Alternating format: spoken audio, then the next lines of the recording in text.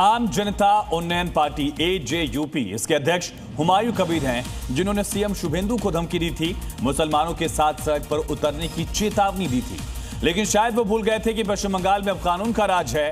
अब उनके half pant parade वाली तैयारी हो रही है, जिसकी शुरुआत शुभेंदु सरकार की पुलिस ने कर दी है। जिस काशीपुर के मंच से हुमायूं कबीर ने धमकी दी थी, उस सभा के आयोजक अमीनुल शेख, गुलाम मुस्तफा, अनीसुर रहमान को गिरफ्तार कर लिया है। इन लोगों ने हुमायूं कबीर के लिए मंच सजाया था, जहां से हुमायूं कबीर ने सीएम शुभेंदु को चेतावनी दी थी।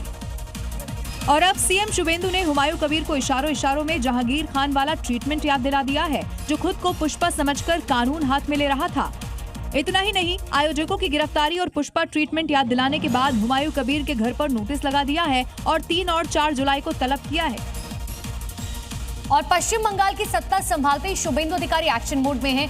वो जो कह रहे हैं वो करके दिखा रहे हैं। कुछ दिन पहले जहांगीर खान को छुड़ाने के लिए भीड़ ने पुलिस पर हमला किया था, जिसके बाद सीएम ने साफ कहा था, नुकसान की भरपाई हमलावरों से ही की जाएगी। जो जेलेर भात खाওয়ানো नय, যারা हमला করেছে তাদের সম্পত্তি বাজেয়াপ্ত করে সেই সম্পত্তিকে नीलामे चढ़ाনোর কাজও।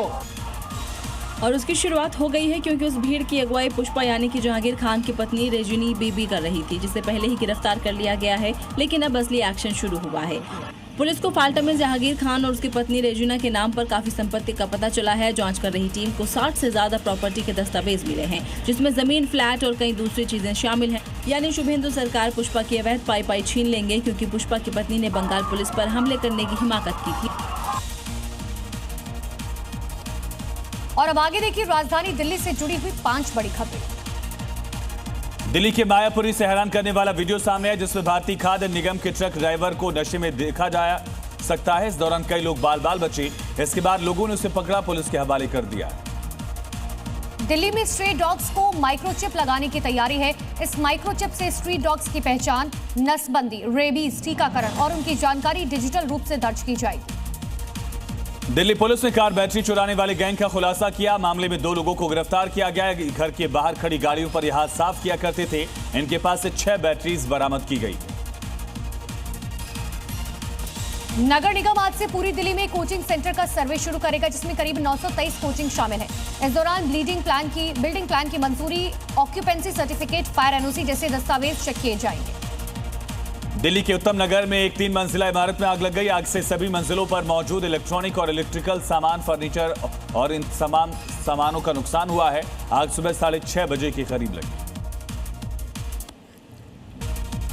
और अब आगे देखिए अलग अलग राज्यों की 5 बड़ी खबरें। यूपी के हरदोई में ट्रैक्टर विवाद की जांच करने पहुंची पुलिस टीम के साथ मारपीट, बदसलूकी का मामला सामने आया। सिपाही की वर्दी फाड़ने का भी आरोप है। पुलिस जांच में जुट गई। बिहार के बगहा में बिजली के शॉर्ट सर्किट से मकान और दुकान में आग लग गई।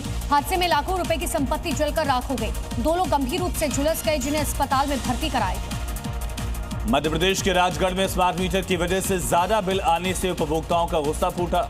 लोगों ने स्मार्ट मीटर उखाड़कर सड़क पर फेंका और बिजली कंपनी के खिलाफ प्रदर्शन किया। यूपी के गोंडा में राजकीय चिकित्सा महाविद्यालय में 48 घंटे से बिजली और पानी की सप्लाई बंद है। नाराज एमबीबीएस छात्र छात्राओं ने कॉलेज गेट पर प्रदर्शन किया। प्रशासन के खिलाफ नारेबाजी भी की। राजस्थान के कोटपुतली में हाईकोर्ट के आदेश पर एनएचआई ने 14 स्थानों पर अतिक्रमण हटाने की कार्रवाई शुरू की। प्रभावित लोगों ने कार्रवाई के तरीके और प्रक्रिया पर सवाल उठाते हुए आपत्ति दर्ज कराई।